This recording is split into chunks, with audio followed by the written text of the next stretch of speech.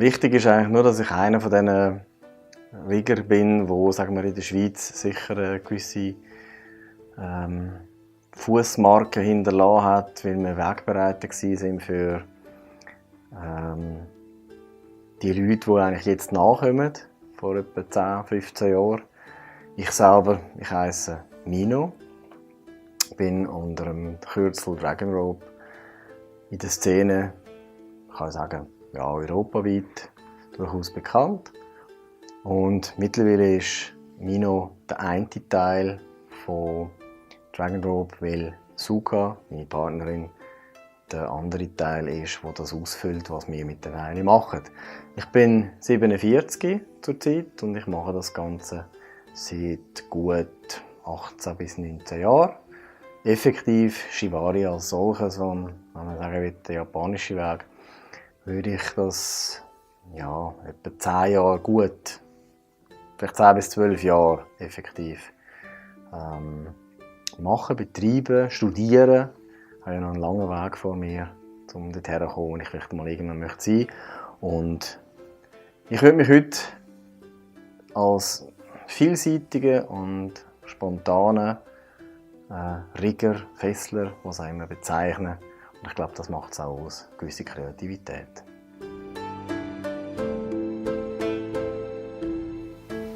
Vor ein paar Jahren hätte ich gesagt, ja, das ist grosse Seilkunst, das ist Lust und Leidenschaft im Seil, und ich hätte noch 100 andere Sachen versucht, dem Menschen näher zu bringen.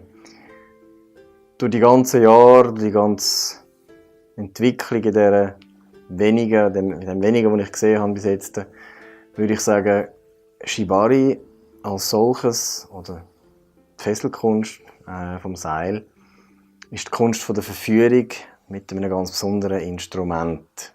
Weil ich der Meinung bin, es geht immer um die Frau, um die Verbindung, um das, was man miteinander erreicht oder erreichen möchte. Und die Facetten, die Farben sind in dem Moment eine grosse Palette. Es kann SM beinhalten, es soll auch, es kommt ja ein Stück weit von dort her. Aber auf jeden Fall ist es eine Verbindung, eine Lust, eine Leidenschaft. Und die grosse Umschreibung würde ich wirklich als Verführung bezeichnen. Ja, genau. Ziemlich ähnlich. Halt einfach mit dem Instrument vom Seil und mit dem, was mir die Person, die mit mir den Weg geht, oder ich mit ihr, kann, darf und will spiegeln. Und was aus der Situation, wo wir sind, machen können. Das kann sehr spontan sein, aber auch ein gewisses Setting haben.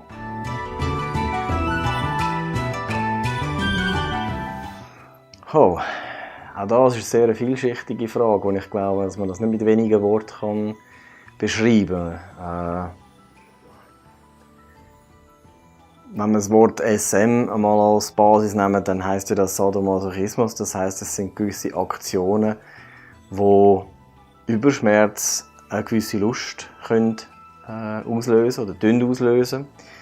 Gewisse Settings von Situationen, zwei Menschen, der eine ist aktiv, passiv, oben, unten, führend, dominant, der andere submissiv.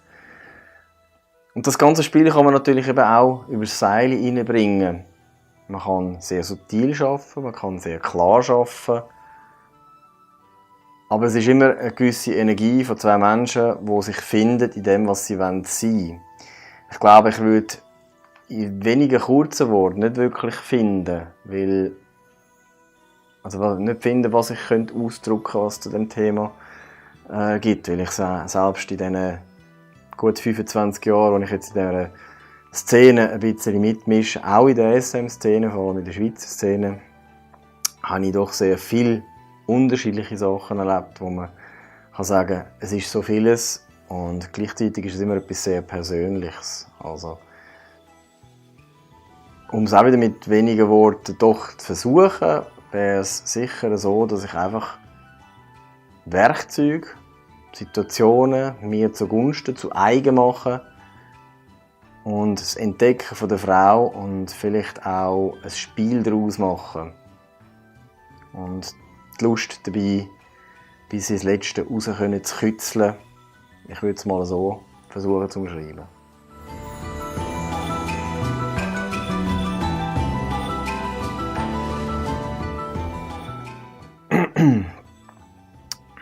Ich muss vielleicht ein bisschen ausholen.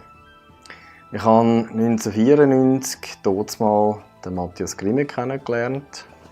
Und ein paar Jahre später haben wir ihn dann auch in der Schweiz haben als Bondage-Artist.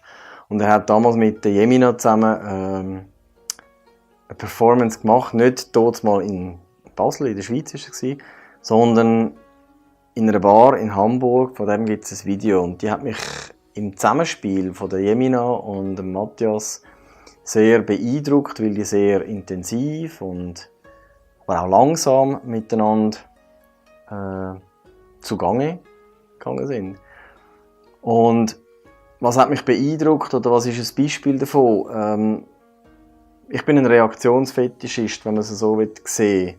Ich mag, wenn Menschen Reaktionen zeigen in dem, was sie erleben, was sie machen. Und man eigentlich auch als Außenstehender kann ablesen, dort ist jetzt der Mensch, vielleicht nicht gerade punktuell, aber man sieht etwas, es überträgt sich eine Energie. Und ob jetzt das eine schöne Flag-Session mit oder aus der Lederszene ist oder ob das ein Seilmoment, wo es durchaus heftig zur Sache geht, mit Suspensions oder am Boden schöne Sachen mit viel Kerzenwachs. Ich nehme da nur für die Leute, die ein bisschen eine Ahnung haben, den Sujura no Rio und seine Bilder zur Hand, weil mir einfach das, was er dort abgelichtet hat, in vielen Fällen und das, was auch heute jemand, der mir sehr gefällt, noch immer macht, zeigt mir oder gibt mir das Gefühl, ich bin immer dabei in dieser Verführung, in dem Spiel, mit viel Seil, Bambus. Ich darf eine Frau eben verführen und es kann auch einmal eine Flex-Session sein, eine Wachsszene sein, wo die eigenen Lust in dem Sinn ein bisschen in den Hintergrund treten, aber durch das, was mir mein Partner dann gibt oder ich auslöse, eine grosse Lust, ein grosses Machtgefühl, manchmal vielleicht auch eine gewisse Ego-Befriedigung. Ja, kann man durchaus so sagen. Vielleicht auch eine gewisse Ego-Befriedigung gibt, weil ich das sein durfte. Ich und niemand anders. Und das ist halt schon auch ein schönes Gefühl für einen Mann, für einen Partner.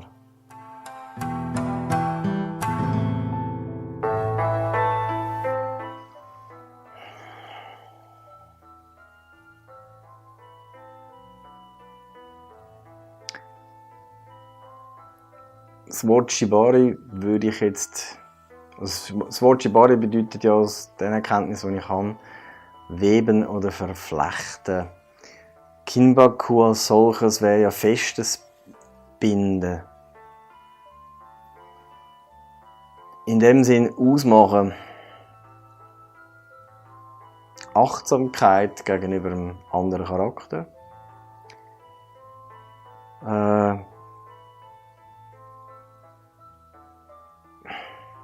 Schwierig zu beschreiben, weil es gibt sehr viele Möglichkeiten. Aber sicher eben die Achtsamkeit gegenüber der Situation und zwei Menschen.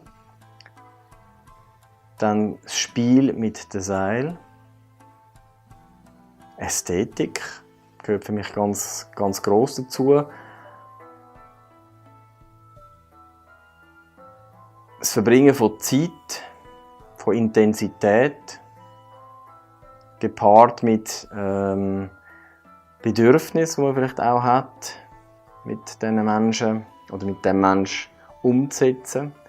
Ob das jetzt eine schöne, einfache Suspension ist, wo einfach jemand die Freude daran hat, zu schweben. Oder ob das effektiv ein Setting ist, ein Mindsetting. Und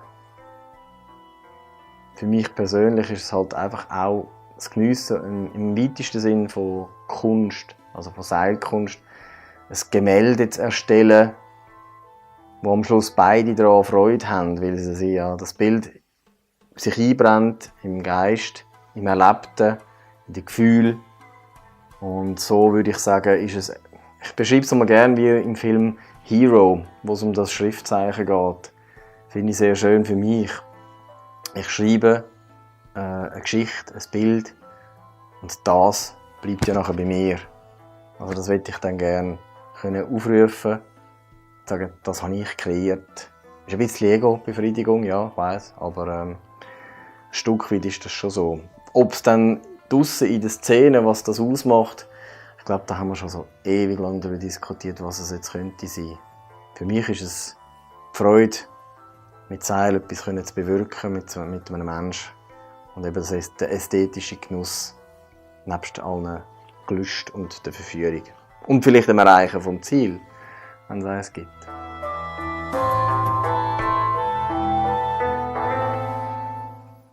Ich kann nicht sagen, dass ich King.com nicht mag, weil ich hole mir viele Inspirationen, was spieltechnisch angeht, gerade wenn es um SM-Spielereien geht. Da habe ich sicher auch meine Filme und Sachen, die ich als Präferenz würde nehmen. Was mir aber im Unterschied zu japanischem Bondage nicht gefällt, ist, zumindest das, was ich gesehen habe, es wirkt immer ein bisschen wie gestellt. Es ist immer so, es wird eine Frau präsentiert, schön sein in Seil. Und beim Japanischen habe ich immer das Gefühl, tut die Frau, ob sie jetzt geführt wird vom Mann oder auch ein Stück weit selber dazu beitragen. Weil sie ja auch eben ein Mensch ist, der zu dem Konstrukt oder zu dem Setting, zu dieser Session etwas beiträgt aus ihrer Person, ist es eben viel schöner, eine Frau zu sehen, wenn sie verschwitztes Haar hat, einen Blick, der durch die Kamera, das Foto durchgeht, weit ins Weltall raus oder weiss der Teufel wohin. So, dass man eben sieht, die ist jetzt ganz an einem anderen Ort. Und auch das kann geniessen. Also ist der ästhetische Aspekt ein anderer, aber für mich im Japanischen viel intensiver als Hokutai zum Beispiel. Weil es dort mehr vielleicht ums Business as usual geht. Eine Frau fesseln und sie behandeln, sie vielleicht misshandeln, vielleicht will sie ja das ja auch will, ja, okay, aber wie gesagt, der ästhetische Aspekt und auch, dass man durchaus, ich nenne das Wabi-Sabi-Aspekt einfließen lässt, also mit Detailsachen wie Kerzen, kleine Gefäße, Deko, ein Setting erreicht, wo, wenn ich das Bild betrachte, kann ich das immer wieder anschauen. Wenn ich ein Hokutai-Bild gesehen habe, dann schaue ich das ein paar Sekunden, vielleicht eine Minute an. Ein Bild von Sujura beispielsweise, um den Namen mal wieder vorzunehmen, das schaue ich immer wieder gerne an. Und sei es nur ein digitales Bild, aber wenn es eine schöne Fotografie ist, kann man sich immer und immer wieder an dem satt schauen, weil es einfach immer und immer wieder etwas zu entdecken gibt, was man vorher nicht gesehen hat. Das will für mich den Unterschied machen.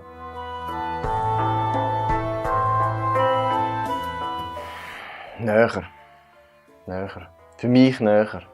Es gibt sicher Leute, die mit dem nicht so viel anfangen können, weil sie auch ein Setting in sich selber haben müssen, wo ein Rigger vielleicht im Japanischen, im Hokutai, der kann einfach die Technik anwenden und dann spielen mit dieser Person. In einer Session, in einer SM-Session, so wie ich aufgewachsen bin in dieser ganzen Szene, so wie ich das auch ein Stück weit mitgestaltet habe, ist es sicher so gewesen, dass man hat jemanden gefesselt und dann hat man gespielt. Beim Japanischen ist es aber so, nach meinem Dafürhalten, dass man das Setting eben gerade gleichzeitig baut. Und das Schöne ist, dass man, ich sage jetzt mal, 5 Momente vielleicht von dieser Session ablichtet, dass man in dem Moment bei diesen Bildern sieht, das ist vielleicht das Beginning, das ist die erste Stufe, das ist die zweite Stufe, dann hat es ein grosses Finale gegeben und am Schluss kommt noch das Ende und jedes für sich ist ästhetisch, weil man immer wieder etwas anderes sieht. Ich will nicht behaupten, dass es das beim anderen nicht gibt, aber für mich ist das der Bereich, der mich mehr fasziniert.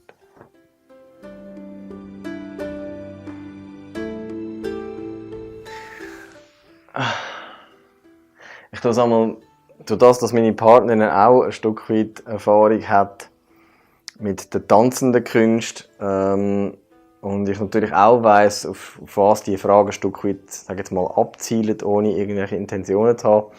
So ist doch das, was uns der Osada Sensei eigentlich beigebracht hat. Vieles von dem, was er selber in seinen Performances gezeigt hat und aufgeführt hat, und jeder hat versucht, dem nachzueifern. Und ich glaube, dass er auch mal gesagt hat, ja, das ist Zirkus Bondage, das ist eine Vorführung, aber es muss krachen, es muss ein Stück weit den Leuten eben gefallen, es muss sie begeistern, es muss sie in Atem halten. Wenn man Performance-Kunst anschaut, dann mache ich das ja ein Stück weit auch, oder habe es gemacht und habe mich bemüht, den Leuten ein gewisses Entertainment zu geben, eine Geschichte zu erzählen, nicht einfach eine Frau zu fesseln und ein Stück Fleisch aufzuhängen, sondern eine Geschichte zu erzählen, wo man mit einem gewissen Schmunzeln heimgehen kann und sagen, das war jetzt nett oder hat mir gefallen. Ob das grosse Shibari-Kunst ist als solches, das ist wahrscheinlich dann eine Philosophiefrage, die sich jeder selber muss ausklamüsern, wenn er seine Lehrer anschaut oder den Weg, den er vielleicht verfolgt. Natürlich kann man sagen, es ist Shibari. Ich bin mittlerweile zum Gedanken gekommen, es ist etwas, das ich geniessen kann, wie ich eine tolle Strip-Tänzerin geniessen kann. Ein schönes Entertainment, ich kann mich anregen lassen davon. Kunst, etwas zu verknüpfen, kunstvoll verknüpfen, das ist selbstverständlich eine Shibari-Kunst. Ich würde aber, wenn man jetzt einen Parameter festlegen will, eher sagen, es ist die Kunst, wie er die Performance gestaltet. Also wie ist vielleicht der Ablauf? Was passiert mit dem Menschen? Sehe ich das? Oder ist es eben nur ein Aneinanderreihen von irgendwelchen Fesselungen? Es kann sehr viel weniger auf der Bühne passieren, auch wenn es Entertainment ist.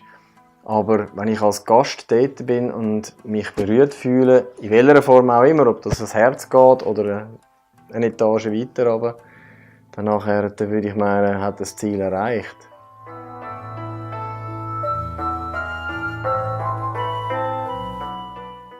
Bis anhin hätte ich mich vielleicht eher als Performer angeschaut.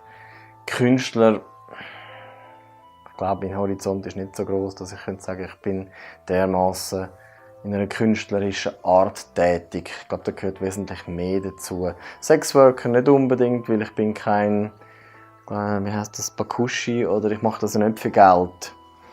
Von dort her gesehen ist mein Hauptwerkzeug oder mein Hauptwerkanteil schon in der Performance gewesen. Und vielleicht tendiere ich mal ein bisschen zu einer Art Künstler, weil die Kunst von der Verführung mir mehr und mehr ans Herz gelangt. Weil zu sehen, was ich erreicht habe mit sehr viel weniger Aufwand, ohne riesen Trara, macht immer mehr Spass. Von dort gesehen vielleicht ja, vom Performer hin zum Künstler.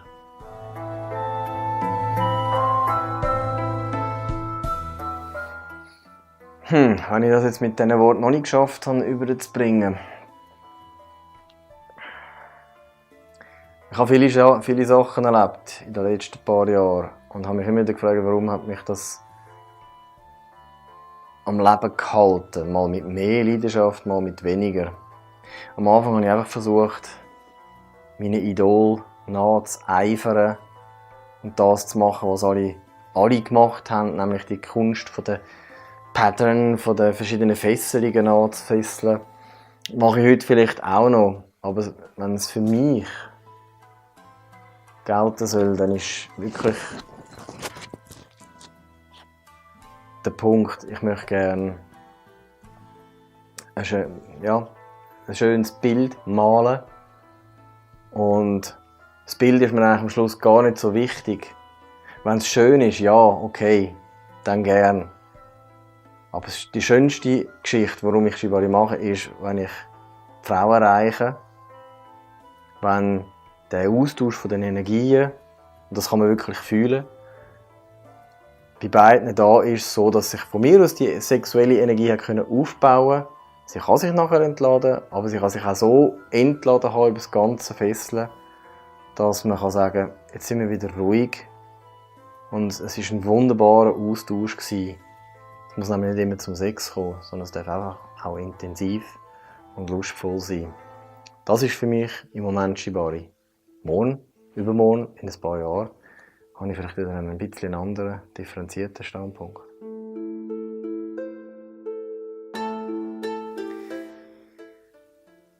Dann ist die Antwort im Moment ein bisschen untergeordnet.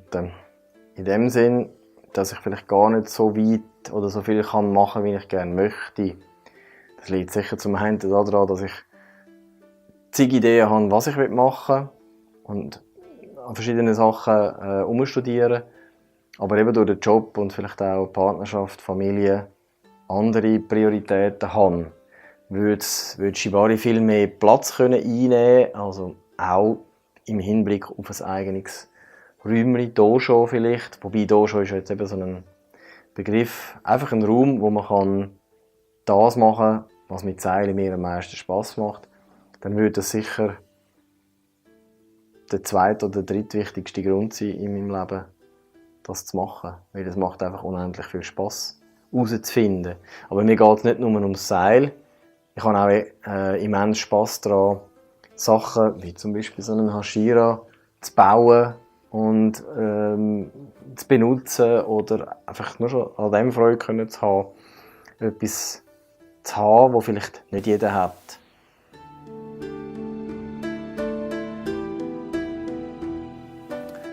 Ganz klar am Anfang Matthias Grimme, weil mit dem habe ich über die SM-Szene Kontakt gehabt. Dann Osada Sensei, wo ich noch nicht viel von Shibari Kinbaku gewusst habe. Ich habe auch einen relativ langen Weg hinter mir, was das angeht.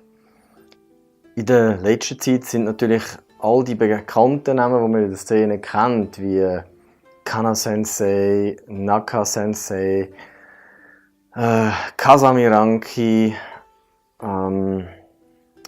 Yukimura Haruki-san oder eben auch Sensei. Die haben alle mit ihrem eigenen Stil einen Teil von dem ausgemacht, was ich heute an Wissen besitze. Wenn es aber jemanden gibt, wo ich wahrscheinlich am meisten hinterher renne, wenn man es so anschauen will, dann ist es der Noreki Chimua, weil von dem habe ich am wenigsten Material, das ich weiss, wie er gearbeitet hat. Und hat eine Art an sich, die mich auf irgendeine Art und Weise fasziniert, wo ich aber nicht sagen kann, warum. Einfach weil es, egal was er macht, es sieht immer irgendwie aufgeschäumt, scharf rein und es wirkt so locker und leicht. Ich will aber keine Rangliste machen, wer oder was ist jetzt der Beste, der Top oder weiss ich was. Sondern ich nehme mir das, was für mich gut ist und wichtig ist und will das gerne für mich adaptieren. Und ich will gerne sehr, sehr vielseitig sein. Ich will mich da nicht festlegen.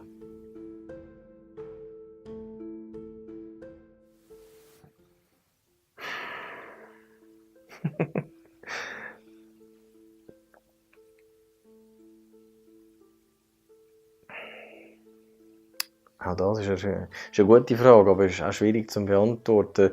Es ist ein Mischmasch zwischen Osada Ryu, Naka Ryu und Yukimura Ryu.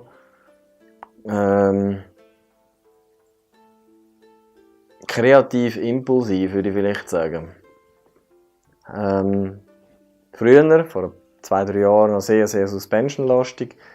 Heute habe ich sehr viel mehr Freude an Semi-Suspensions und Sachen, die weder noch sind, die aber eben eine gewisse Kreativität und vor allem einen Eigensinn können, leben lassen.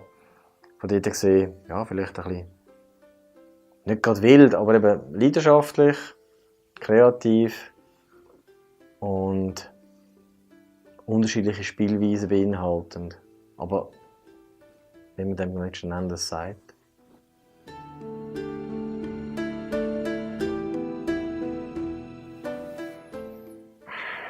Auch das.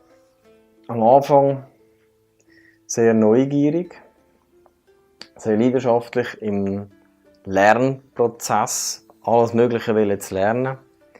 Dann hat es sicher eine Phase gegeben, wo Zweifel gekommen sind. Was mache ich eigentlich? Wo gehöre ich hin? Welchen Weg will ich gehen? Was ist das wahre Shibari? Was ist nicht das wahre Shibari? Es hat so oft gewechselt. Und dementsprechend bin auch ich einiges an Gefühl unterworfen gewesen. Verändert hat es mich insofern, dass ich lernen musste, dass es eben nicht nur einen Stil gibt. Oder nicht nur einen Weg, sagen wir es so.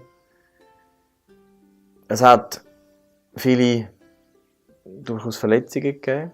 Es hat aber wunderschöne Momente gegeben. Ich habe mit vielen Menschen fesseln und sehr, sehr schöne Sachen erleben. Ob ich jetzt dort ein bisschen ruhiger geworden bin, im Gegenzug zu der Anfangszeit, würde ich sagen, ja.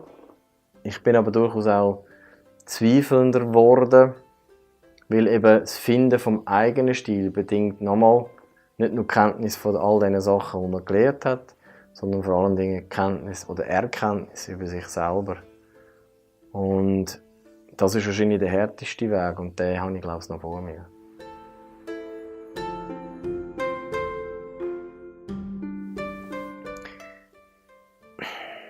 Ich habe mir es gar nicht so wahnsinnig fokussiert vorgestellt, aber du hast recht, ich habe sicher auch schon darüber nachgedacht und will eigentlich, wenn man es so wette, wenn man es Mino-Ryu nennen, mein Weg. Ich will einen Stil haben. Die einen sagen, ja, ich habe schon einen Stil. Im Sinne von die berühmten Schleifchen zum Beispiel. Aber ich will gerne in dem, was ich mache, weiterkommen. Und ich will gerne gewisse Sachen lernen, die von anderen Ausübenden, ich will es jetzt nicht unbedingt Meister nennen, oder Senseis oder so, dass einfach Leute, die ich bewundere und ich sage, die können das und die haben eine Art, das zu machen, das würde ich gerne noch mehr davon lernen, um meinen Stil, meine Art zu schaffen, zu komplettieren, zu vervollkommnen. Und dann würde ich sagen, die nächsten 15 Jahre habe ich sicher genug zu tun damit. Jetzt im Gespräch zwischen dir und mir, wenn ich sage, Naka-Ryu ist ein Teil davon, aber wenn ich dir sage, eben, wir haben schon immer die Bilder, die der Naka-san oder auch teilweise der Steve mit dem Sujura no Ryo gemacht haben. Auch wenn das Fotografien sind, aber ich weiss von 2, 3 Leuten, die nicht so bekannt sind, die machen das und ich habe schon Sessions gesehen und auch Sessions erlebt, wo die Frauen mit diesen Männern zusammen die Sachen, die auf diesen Fotos sind, genau so gefesselt haben. Und mir hat das immer beeindruckt, was für eine Energie das teilweise da spürbar war und welche Ästhetiken das da entstanden sind und eben auch können sagen, ich möchte das selber können, noch viel mehr, viel leichter. Vielleicht kann ich das jetzt schon ein Stück weit, aber ich will es leichter können haben. Ich will es die Fähigkeit können entwickeln, mein Repertoire zu vergrössern und gleichzeitig meine Empathie für einen Menschen können zu vertiefen, sodass es mir möglich ist, leichter mit dem Menschen umzugehen. Aber ich glaube, da muss ich ein Stück weit mehr an mir arbeiten. Nicht so viel an der Technik, weil die kann ich doch bis zu einem gewissen Grad recht gut. Aber ums Verständnis sollte ich mich mehr bemühen. Einfach zu verstehen, wie etwas funktioniert. Um es mal mit dem Wort von Ricardo Wildheis zu sagen, er hat gesagt, zu mir persönlich hat er das mal gesagt, du musst nicht verstehen, wie die Frau funktioniert, du musst das Konzept verstehen, wie du die Frau kannst verführen und dann eben dies machen und sie wird dir dann folgen, wenn sie nur deine Präsenz, dein Wesen sieht und spürt, dann kann sie dir folgen. Und dort will ich ein bisschen selbstsicherer noch werden. Da fühle ich mich persönlich noch nicht so sicher.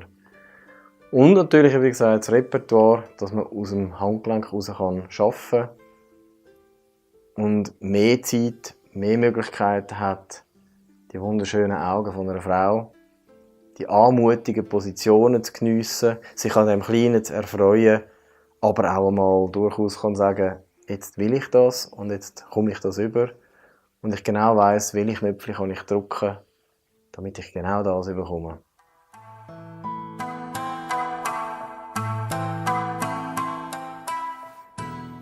Das ist eine schwierige Frage. Teilweise denke ich, ist es, weil ich einfach etwas habe, das die Menschen anspricht. Ich kann sicher auch ein gewisses Maß, wie sagt man, den Hof machen, flirten. Ich denke, gewisse Leute kommen auch zu mir oder sind zu mir gekommen, weil sie mich in dem Sinne wollen, also mich als Mann vielleicht. Ich gehe mal davon aus. Vielleicht auch, weil sie gehört haben, dass ich eine Art habe oder habe, wie ich etwas mache. Weil ich halt eben ich bin. Aber das Lustige ist, dass ich selten noch irgendwie ein Feedback bekommen hätte, wo ich jetzt sagen könnte, ja, weil ich goldige Hände habe oder weil ich heilende Hände habe oder weil ich der König von der Schleifli bin oder so von der Suspension. Ich denke, wenn die Zeit, die ich hatte, seit 2000, habe ich sicher einen Haufen Sachen gemacht und die Leute haben mich durch das auch kennengelernt. Aber in vielen Fällen ist es sicher nicht um mich gegangen, sondern ums Erleben von dieser Kunst. Oder ich will mal gefesselt werden. Und wenn man weiss, der kann das und der kann das vielleicht besonders gut, dann geht man vielleicht auch mal zu jemandem, weil der einem empfohlen worden ist. Wenn es dann menschlich noch passt, ist es ja noch besser. Oder glücklich. Die dann immer wiederkommen, mit denen hat man dann sowieso eine Verbindung. Aber das kannst du an einer Hand abzählen. Oder?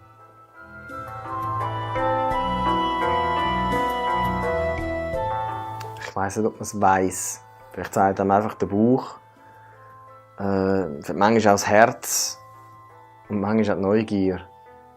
Kann man jetzt das ausprobieren. Wenn man empathisch genug ist, zum Fühlen, das geht jetzt vielleicht zu weit oder das geht nicht, dann kann man vielleicht schauen, sich zurückzunehmen. Ob man effektiv genau den Punkt trifft, das muss man vielleicht im Nachhinein im Gespräch nochmal herausfinden. Man macht ja eine Art Setting, wenn man miteinander ins Seil geht.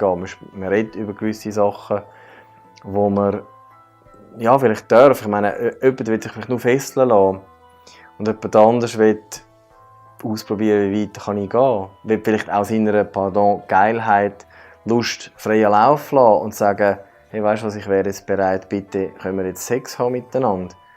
Von dort her gesehen ist es dann immer eine Frage von der eigenen soll ich sagen, Präferenzen im Sinne von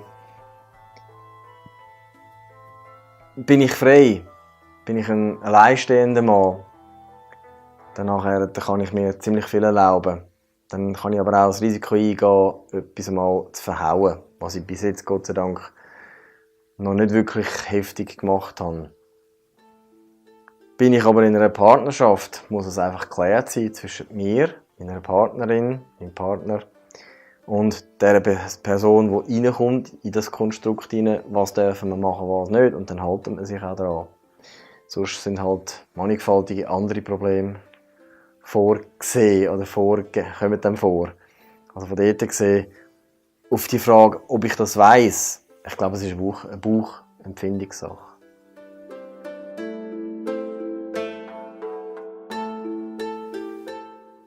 Erwarten in dem Sinn, dass sie mir die Gelegenheit geben können, überhaupt an sie heranzukommen.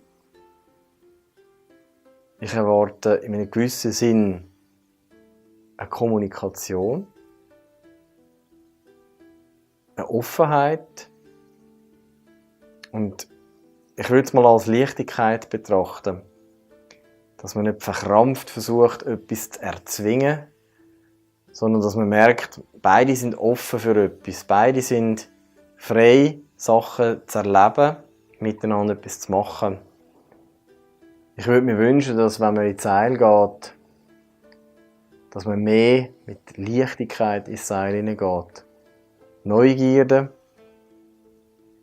Und dass man eben in der Kommunikation bleibt, dass man weiss, was will mein Gegenüber, ob man es dann erfüllt oder nicht, oder wie man es erfüllt, das ist dann eben Teil des Setting. Aber Erwartungen im Sinne von, sie muss jetzt das können, sie muss jetzt das machen. Vor ein paar Jahren hätte ich vielleicht gesagt, ja, ich will das. Wenn man aber ein bisschen älter wird, dann lernt man irgendwann, dass das nicht mehr so ganz der Fall ist. Ja. Ich habe an mich selber hohe Ansprüche gestellt und ich habe immer das Gefühl gehabt, ich muss extrem viel schon können, bevor ich überhaupt rausgegangen bin, das zu machen. Und ich habe mich oft, oder tue mich immer noch zu oft mit anderen vergleichen. Und durch das, wenn du siehst, etwas funktioniert nicht, oder ich verstehe etwas nicht, oder ich muss es auf einen anderen Weg lernen, dann kommen zum Beispiel auch bei mir, Versagensängste, dass ich das nicht kann. Ganz sicher habe ich auch 2013 gesagt, ich höre auf mit dem ganzen, Scheiß. Weil ich einfach das Gefühl habe, wenn selbst der Sensei nicht viel sagt zu meinem Können oder eben nicht Können, dann kann ich auch aufhören, oder? Aber mittlerweile habe ich wieder so viele schöne Momente gehabt, dass ich gesagt habe, nein, ich will dranbleiben. Eben, mich selber. Ein Stück weit ist es auch ein Weg zu mir. Also mich selber finden und sagen, wenn das mein Ding ist, dann ist das mein Ding. Und dann werden die Leute zu mir kommen, wegen mir, wegen dem.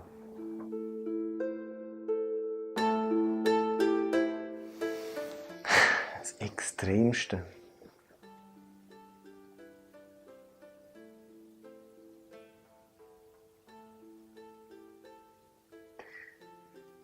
Ich weiss nicht, ob es extrem ist, aber wenn eine Frau mit sehr wenig Seil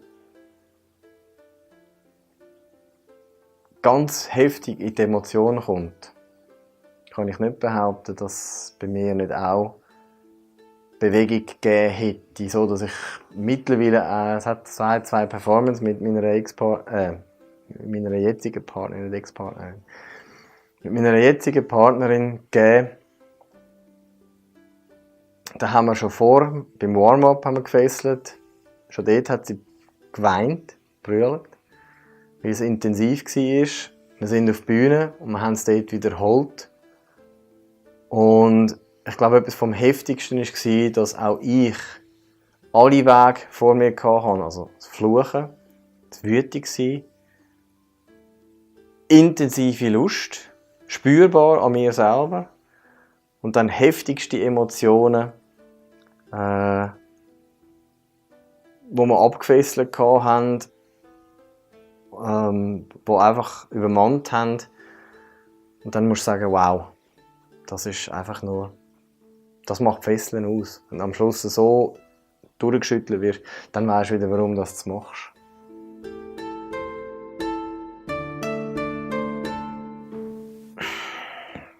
Ich habe mal meine Partnerin dann gefragt, was war es letzten Endes gewesen? Und dann hat sie gemeint,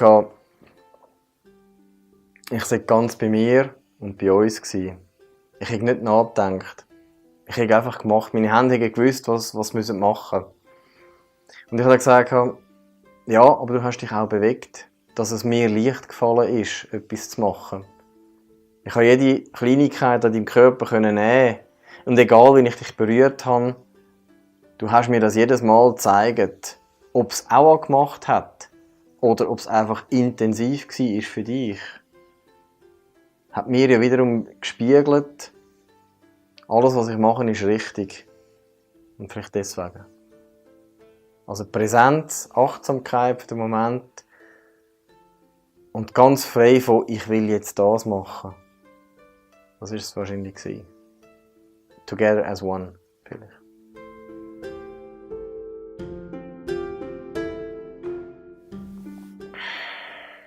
Bis vor ein paar Jahren habe ich ganz sicher einfach gesagt, ja, ich kann dir das, was ich weiss, beibringen.